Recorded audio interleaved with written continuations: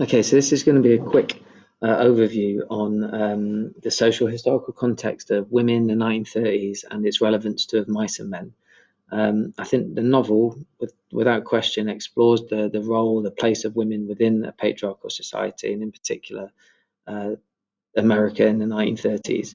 A patriarchy, for those who don't know, is essentially a description of a society that's ruled by male interests. It's dominated by men, and it's very male centric in the way that it's organized and structured. And America in the 1930s was very much a patriarchal society. And I think it's interesting to look at how women were perceived at that time and how they functioned within the society. It's interesting to note that the 1930s was very different and serves as a real contrast to the 1920s in terms of looking at feminism and the role of women.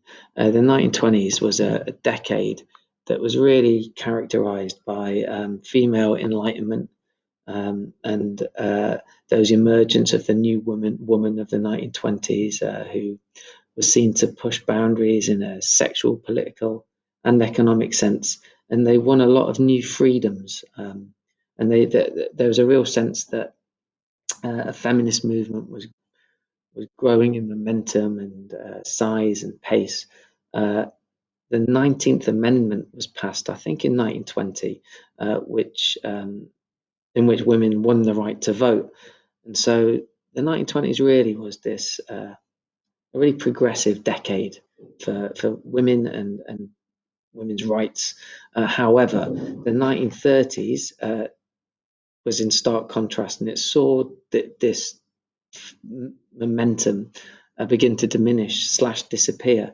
Obviously, America was gripped by the Great Depression, and in this depressed economy, the focus was very much on restarting America economically, financially, and the cornerstone of that really was getting men back to work.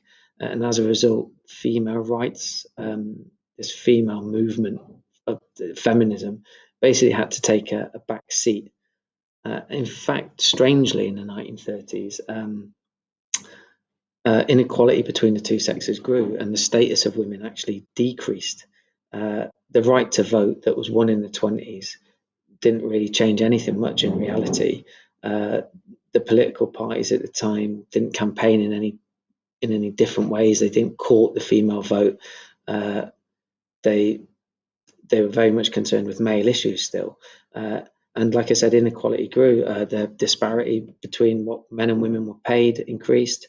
Women increasingly took on jobs of low status, and lots of these old-fashioned laws that basically enshrined the difference between men and women weren't challenged or overruled in any way. In fact, a professor of political science, a woman called Barbara Deckard, in her book, The Woman's Movement, which charts the women's movement across 20th century America, argues that actually society in the 20s, 30s regressed in relation to the way in which females were perceived. And she argues that society at the time, popular culture at the time, simply promoted values of motherhood and homemaking and the role of women in supporting men, and actually condemned those who became active outside of this so-called female sphere. And I think that can be seen almost ironically in the film industry. So in the film industry in the 30s, women were flourishing and they were actually paid more than their male counterparts. However, if you look back at those films, the vast majority of them are promoting these very traditional gender roles, women in these domestic positions. And so that's kind of the backdrop of when the novel, in which the novel was being written. And so we now need to sort of focus our attention on how is it relevant to Of Mice and Men. I think it's interesting to start by just thinking about generally what women we have in the novel. Here we got Aunt Clara, who's obviously like cast in this nurturing role of carer. We have sex workers, and we have wives. And so their roles are limited within the novel itself. Then you look at the main female character, Curly's wife. She's certainly a marginalised, isolated figure.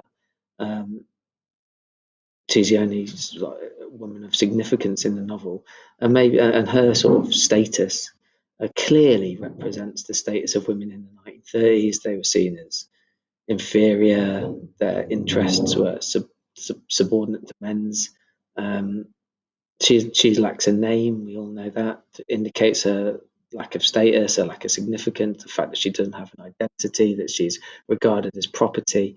And when you look at Curly himself, like her husband, he's this possessive, controlling figure. He's clearly a representative of the patriarchal American society. He seeks to deny his wife, a representative of women in the 30s, freedom. He confines her to the house and seeks to control her. In fact, she hurries off, doesn't she, apprehensively, when she's worried that he's going to find out that she's not in the house. So she's clearly fearful of the consequences of defying these expectations that of a patriarchal society. It seems that women who seek to defy these expectations are in danger of punishment, and that's what happens to her ultimately in chapter 5. She's in the barn where she shouldn't be, talking to a man, and she shouldn't be, and she pays the ultimate price of that. She's punished for it through her death. So perhaps her death really is representative of the feminist movement in general in the 30s, grinding to a halt. She's also, I think, interestingly demonized for stepping outside of her perceived gender role. She's often seen entering the bunkhouse, talking to the men. This male environment, and she's demonized by the men for it. She's labeled a tart, a bitch, and I think it's why you need to ask yourself, why do the men do that? Is it because she's a dangerous new woman figure?